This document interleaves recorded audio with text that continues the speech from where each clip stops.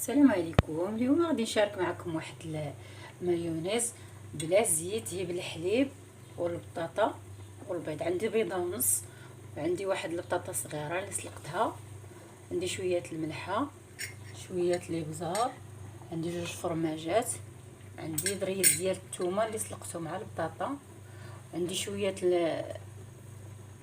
المعدنوس وكاسه الحليب وجوج معالق الخل.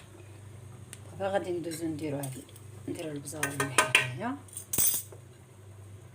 نديرو البيض،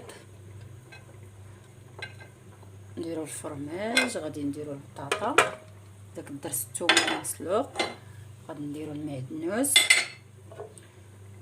نديرو هاديك جوج معالق الخل، وندير نص كاسه الحليب، وندوز نميكسي هادشي. الا خصو هداك الحليب نزيدو ليه.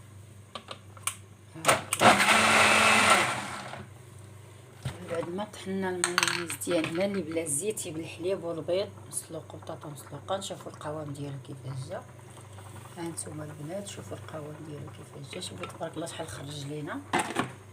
عمرت هاد الطويصه وبقى ليا هنايا. غادي ندوز نزينو شي شويه بالمعدنوس. المهم البنات الزوينات، هذه هي نهايه الفيديو. هذا هو المايونيز الاقتصادي وصحي بلا زيت بالبيض والبطاطا. الى عجبكم هذا الفيديو خلي لي لايك زوين وكومونتير زوين بحالكم. شكرا يا اغلى واحلى متتبعين. دخلوا اشتركوا في القناه. مرحبا بكم، الف مرحبا. فضل معنا ضيره.